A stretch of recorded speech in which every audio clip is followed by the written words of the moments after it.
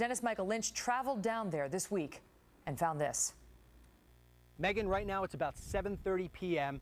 down here in South Texas. I'm going to show you four things. Number one is the bridge, the international bridge from the U.S. going into Mexico. It's got to go through a preserve, a U.S. preserve. Right now there are Border Patrol, tons of them, in that preserve trying to apprehend the families that are coming across. Move over to the right. You'll see this park. It's completely empty. But today, before 5 o'clock, it was filled with Border Patrol and constables. Where they've gone, I have no idea. It's completely empty. And this is what scares me to death. Over there, you have Mexico, and that's the Rio. And you can see the lights on the cars. Those are all scouts, and they're little dinghies, and they've got little boats that are coming across and wave runners, and they keep on going back and forth. And that wave runner is bringing over drugs, and it's bringing over people. So while we're over here trying to get families, we've got everything dangerous coming through on the right. Add to that, Megan, today, during the day, on this whole long dirt pan road, you had Border Patrol truck after Border Patrol truck after Border Patrol truck. There's nobody here now when it matters most, when most of the crossings happen. Dennis Michael Lynch joins me now live from Texas. Dennis, why? Why not? Why wouldn't they be there in the evening when everybody comes? Megan, let me just say this. What I've watched over the last few days is so problematic that what I'm about to say on your show is the most important thing I've ever said on your show. We have so many problems facing this country. We know them all, especially the major ones: joblessness, welfare, national security, so on and so on.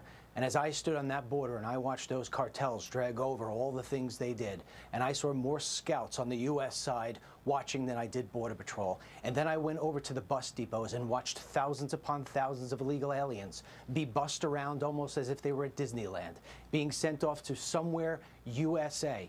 All I could think was that all those major problems just became a major epidemic, all of them, collectively and individually. And I can tell you this, I feel that our country and the future of our children have officially fallen off the cliff based on what I have seen. You saw it with your own eyes at the bus stations? I saw pregnant women, one after the next, with a pamphlet from Homeland Security, walk in and get on buses and head off to America. They haven't been tested for any diseases. You know, we were talking about these children for quite some time. Let me tell you, the pictures depicted a worse story than it was. These children have witnessed an upgrade. They're psyched. They feel like they're on the line for Space Mountain. Okay, but Dennis, what we're learning from you, and also the vice president of the Border Patrol Union told us as well, that yes, the children may be a distraction. They may be a diversion. They are. They are a total diversion. I'm telling you, Megan, I'm not exaggerating. I mean, I'm telling you that this has been a life-changing event for me. I don't know whether or not I have to make more films or I have to start running for office. Something needs to be done because the people in D.C. from both sides of the aisle, I don't see anybody who's brave enough, willing enough, or quite frankly, talented enough to stop this. This is the #1 thing facing our nation across the board. Our Border Patrol, I met with the Border Patrol today. I met with them secretly. They told me the morale is down. The criminals that are coming through this country is earth-shattering. Men are just hooking up with women and kids and pretending they're families. And we're not checking them for anything. If they got criminal backgrounds, we don't know about it. If they have criminal backgrounds in the U.S., they're being sent to Mexico, they're coming back hours later.